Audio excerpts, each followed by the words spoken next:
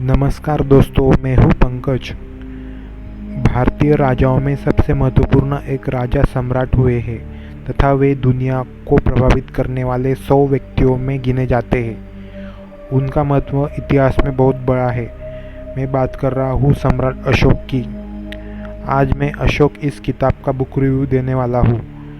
किताब इतिहासकार राधा कुमुद मुखर्जी ने लिखी है। राधा कुमुद मुखर्जी भारत के प्रसिद्ध इतिहासकार रह चुके हैं। उन्होंने बहुत सारे इतिहास के ऊपर किताबें लिखी है।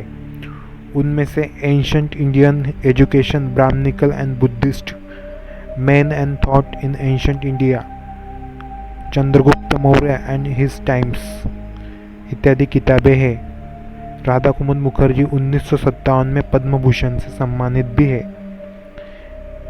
इस किताब में 7 अध्याय दिए हैं। पहले अध्याय में लेखक लिखते हैं कि राजाओं के इतिहास में, चाहे एक सामान्य मनुष्य के रूप में हो या शासक के, अशोक की जोड़ का दूसरा राजा शायद नहीं हुआ। उसके बड़प्पन को आंकने के लिए इतिहासकारों ने दूसरे राजाओं से उसकी तुलना की। इन तुलनीय राजाओं में कुछ पूरब के हैं तो कुछ पश्चिम के रहे हैं, कुछ प्राचीन राजा है तो कुछ आधुनिक, कुछ पगान है तो कुछ मुसलमान और ईसाई भी।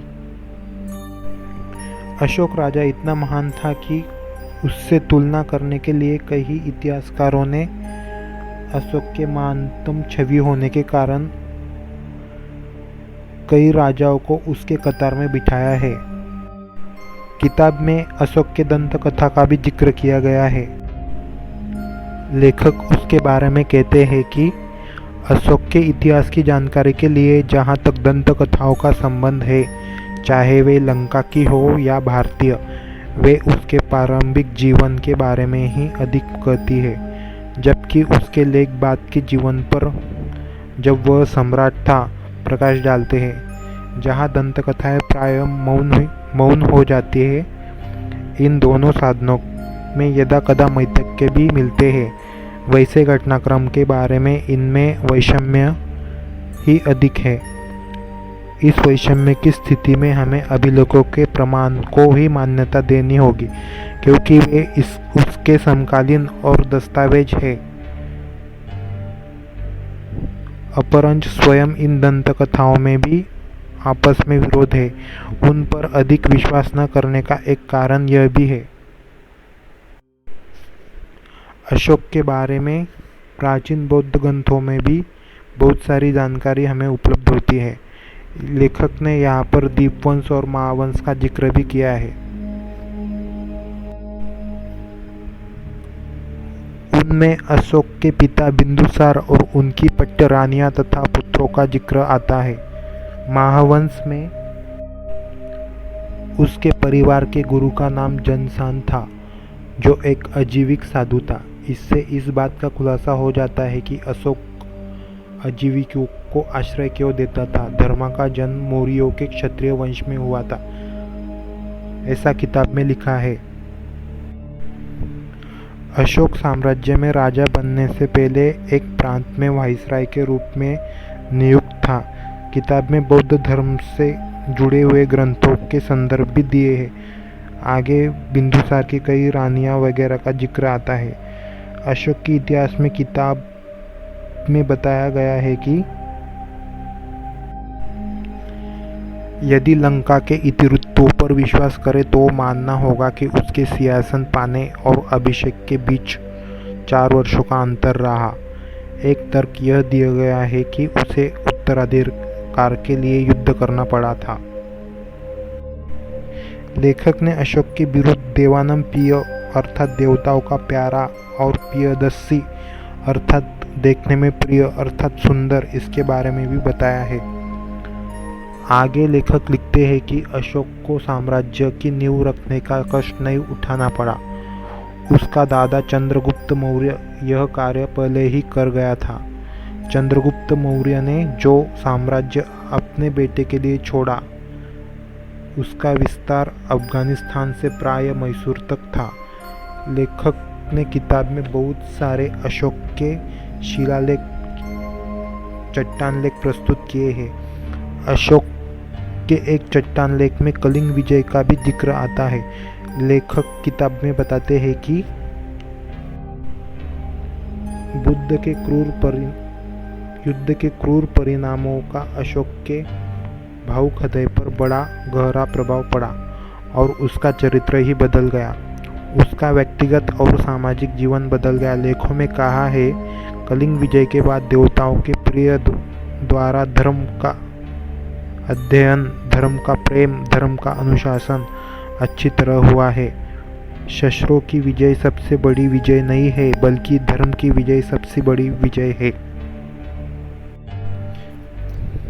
किताब में लेखक का अनुमान है कि कलिंग विजय के बाद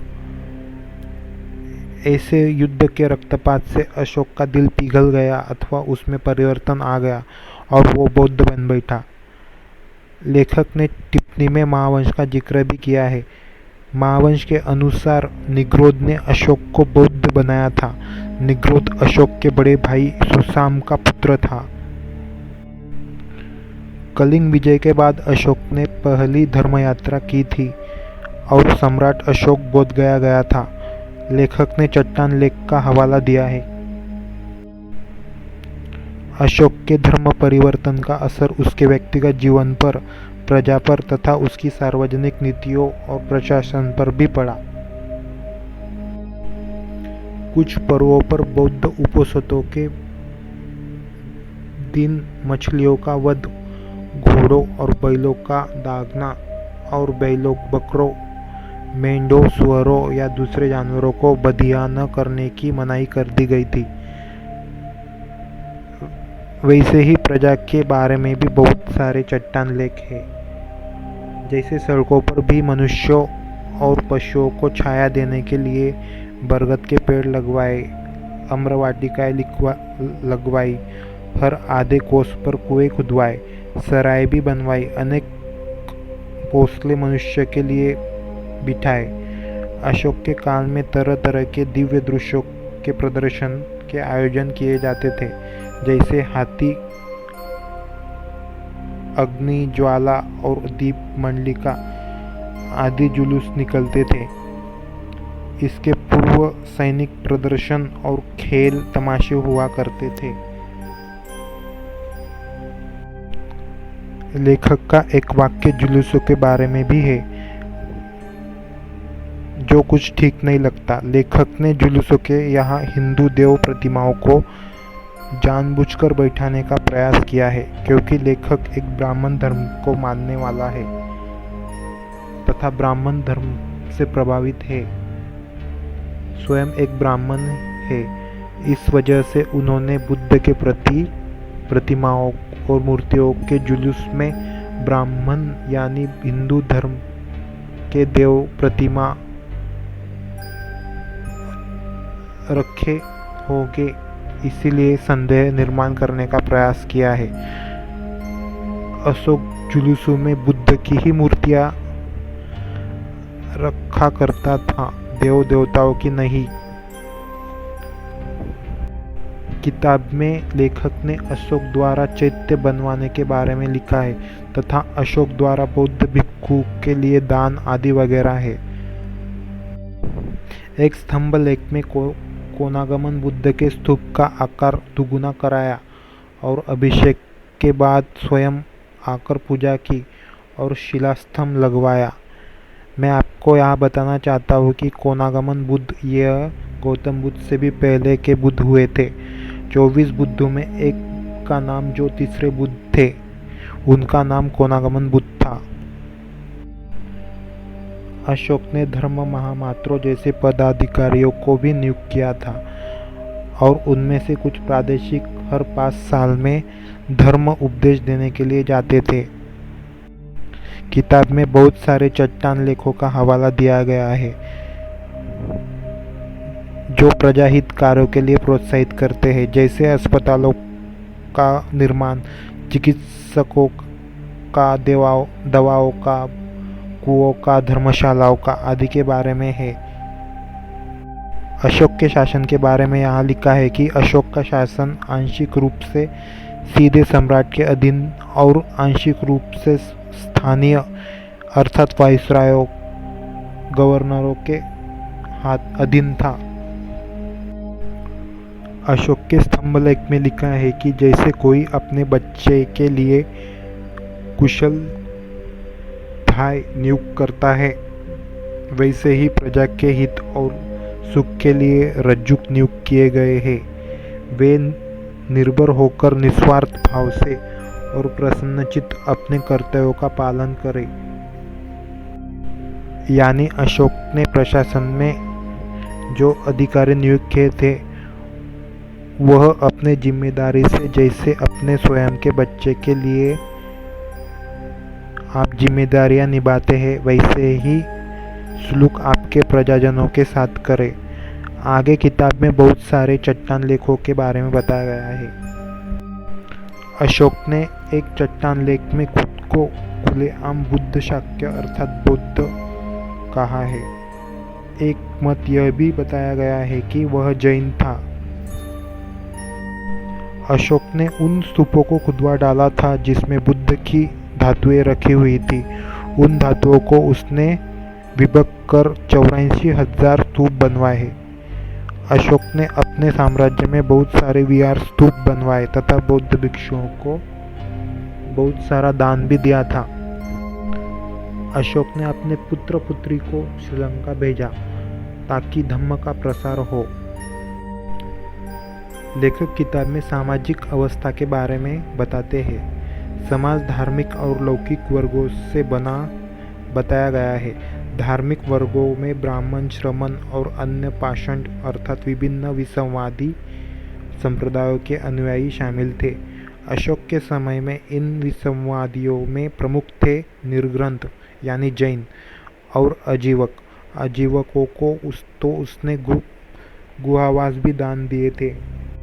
आगे किताब में बहुत सारे धर्मलेखों का अनुवाद और उनकी व्याख्या का एक अध्याय है, वह भी बहुत महत्वपूर्ण है। अशोक के लेख खरोष्टी और ब्राह्मी तथा अरामिक लिपि में खुदे गए हैं और यह लेख प्राकृत भाषाओं में पढ़े जाते हैं। अशोक के अभिलेखों का जो अनुवाद है वो संस्कृत पंडितों ने वो संस्कृत में कर दिया है।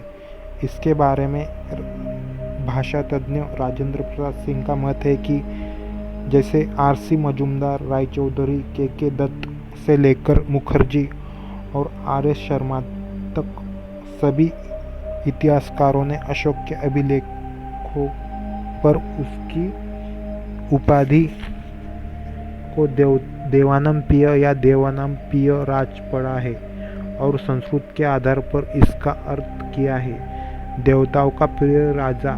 राजेंद्र प्रसाद सिंह आगे लिखते हैं कि अशोक ने अपने अभिलेखों पर देवानंपिय या देवानंपिय राजा की उपाधि कहीं लिखवाया नहीं है, वह तो पाली में देवानंपिय राजा लिखवाया है जिसका अर्थ है बुद्ध का प्रिय राजा। संस्कृत पंडितों ने अभिलेखों में लिखे देवानंपिय या देवानंपिय को संस्कृत में डालकर उसका अर्थ देवताओं का प्रिय राजा कर दिया है। राजेंद्र प्रसाद सिंह लिखते हैं कि ऐसे भी अशोक देवताओं का प्रिय राजा नहीं बल्कि वह बुद्ध का प्रिय राजा था। सम्राट अशोक एक न्यायप्रिय राजा था और उसका प्रशासन एक आदर्श प्रशासन था। उसकी प्रजा प्रगतिशील थी तथा उसके बाहरी विदेशियों से मैत्रीपूर्वक संबंध थे और उसने बुद्ध धर्म को राजाश्रय दिया था। यह किताब अशोक के बारे में बहुत सारी जानकारी हमें देती है। अगर आपको किताब पढ़नी है तो यह मोतीलाल बनारसी दास वाराणसी पब्लिकेशन से प्रकाशित हुई है। और भी अशोक के बारे में बहुत सारी किताबें लिखी जा चुकी है, जैसे रोमिला थापर की Ashoka and the decline of the Mauryas, DR Bhandarkar की अशोका, DC सरकार की inscription of Ashoka, Charles Allen की हाल ही में